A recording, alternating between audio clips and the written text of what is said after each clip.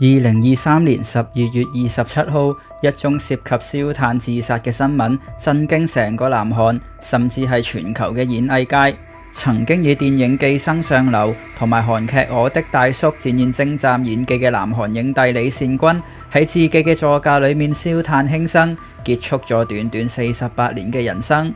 李善均懷疑因為捲入日前嘅一單毒品案，身敗名裂而走上絕路。不過佢喺過身之後就傳出陰謀論，指今次事件牽涉秘密嘅財閥家族人士，而李善均喺接受調查期間透露太多秘密，佢為咗保住屋企人而犧牲自己。因為李善均喺自殺前一日為求顯示自己嘅清白，仲透過律師表示希望警方可以為佢同埋指控者進行測謊。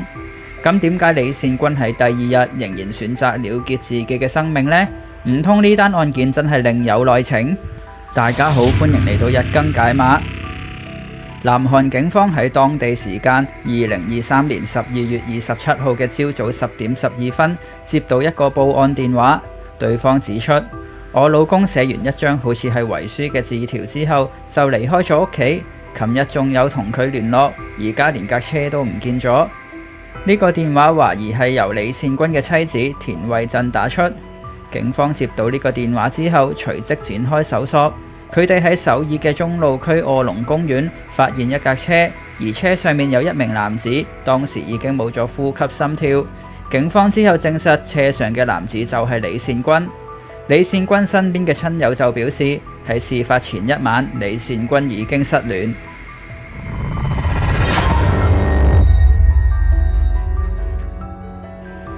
2023年10月19號，南韓娛樂圈傳出一名 L 姓嘅一流演員涉嫌吸毒，正係被仁川警察廳毒品犯罪調查組以違反毒品管制條例立案調查。消息傳出一日之後，李善均嘅經紀公司發出聲明，表示呢名 L 姓演員就係李善均。10月22號，根據韓國媒體嘅報道，警方之所以立案調查李善均，其實係透過佢同有毒品犯罪前科人嘅賬戶同埋通訊記錄，循線調查發現佢被人要挾要爆佢吸毒，所以就匯咗3.5億韓元封口費俾呢個有毒品犯罪前科嘅人，成件事件先會被揭開。10月24號，李善均被爆至少吸食2種毒品。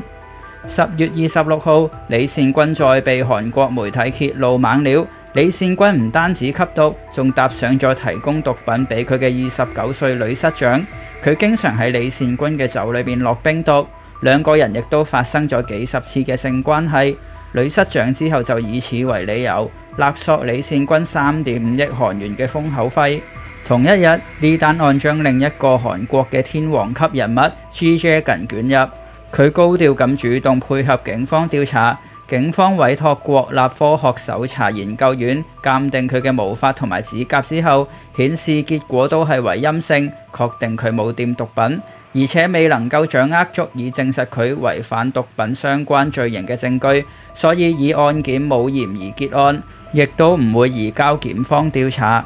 10月27號，李善均被限制出境。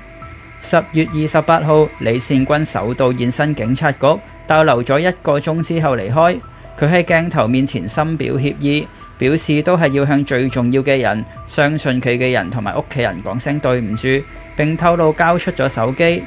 現場記者追問佢係咪承認嫌疑，被女室長威脅3.5億同埋同對方嘅關係等等，佢依然以對唔住、會誠實接受調查嚟回應。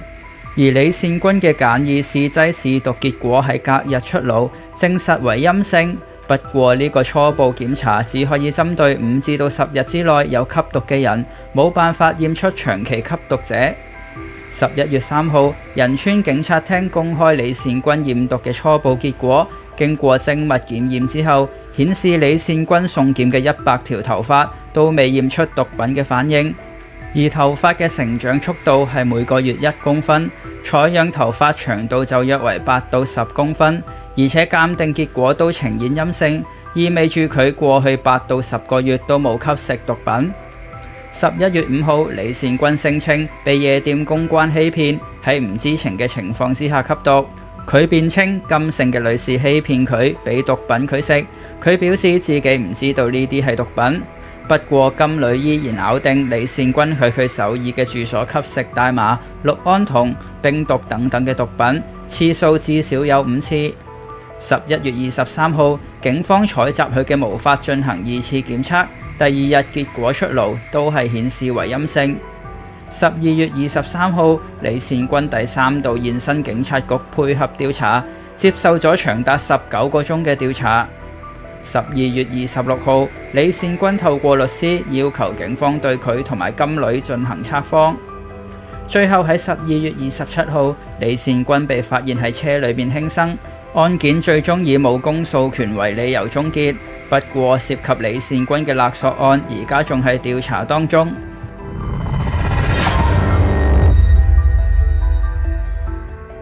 網民為今次李善均嘅輕生列出咗4大陰謀論，更加指佢只係背後龐大勢力嘅替死鬼。首先，李善均10月先被爆出吸毒，多次被警方傳召，雖然2次檢測都係為陰性，但係都洗脫唔到佢吸毒嘅嫌疑。佢喺輕生之前嘅4日，即係12月23號，更加係接受咗長達19個鐘嘅審查。傳出受到警方嘅高壓調查，最終佢忍受唔住多方嘅壓力，選擇自殺。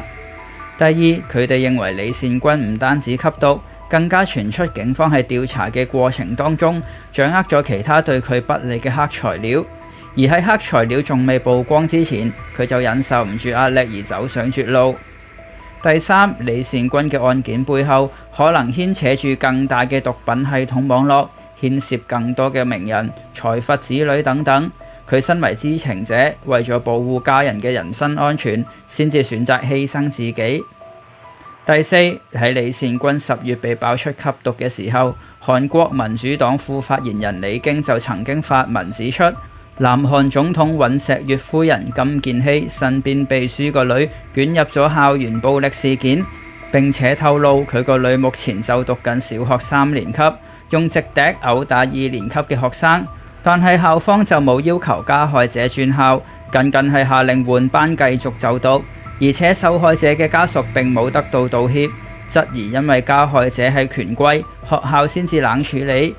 李京質疑有關人士係想利用一篇有關名人吸毒嘅文章嚟轉移視線。當受害者想追究尹錫悅總統責任嘅時候，就咁啱爆出李善均吸毒嘅案件。針對李善均自殺身亡嘅謠言滿天飛，佢嘅經紀公司就強調唔好猜測同埋散佈虛假嘅事實，亦都唔好進行惡意報導。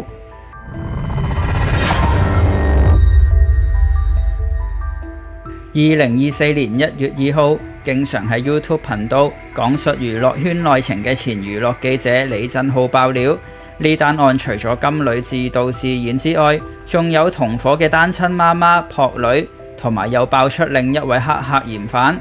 被指同伙嘅朴女同埋金女，因為被關押喺監獄嘅同一間房成為室友而認識，喺放監之後曾經住喺同一棟公寓。朴女甚至曾經參演過一出韓國嘅獨立電影，後嚟亦都成為酒店小姐。朴女聲稱手上有16分鐘毀滅性嘅語音檔，唔單止向李善均勒索，仲提到唔俾錢就要放俾李善均嘅老婆田惠珍聽，令到成件事似乎更加複雜。今次李振浩收到嘅信息內容，就係朴女同埋金女反面之後，搜集咗吸毒證據交俾警方，甚至造假咗幾份對話資料，散佈俾各大知名 YouTube 頻道同埋韓國嘅媒體。就連金女同埋李善均嘅錄音檔，以及金女同埋李善均好朋友嘅錄音檔，都係由朴女一手操作 send 俾 YouTube 頻道爆料，令到呢件事非常混亂，消息亂傳嘅局面就咁樣發生。李振浩更加表示，發現金女喺舊年嘅10月4號同黑客嘅聊天內容，黑客威脅金女，如果你今日凌晨之前冇帶2億過嚟嘅話，我就會同李善均嘅太太傳訊息，搞到你身邊全部人都知。黑客仲同佢講，佢會跳過李善均，直接聯絡李善均嘅妻子田惠珍。不過威脅勒索案目前雖然仲係難以被釐清，但係李振浩指出有2種嘅可能。第一係案件參與者有金女、朴女同埋黑客呢3個人，另一種可能就係朴女同黑客根本就係同一個人，所以只有金女同埋朴女呢2個人涉案。李善均喺生前不斷否認自己冇主動吸食毒品，而警方採集佢嘅毛髮做檢測，無論係初步判定、證物檢測定係2次檢測都係測到陰性。警方先前仲曾經考慮重新採集李善均嘅腳毛，想再次確認真相，但係如今隨住李善均離開人世，答案恐怕將會不了了之。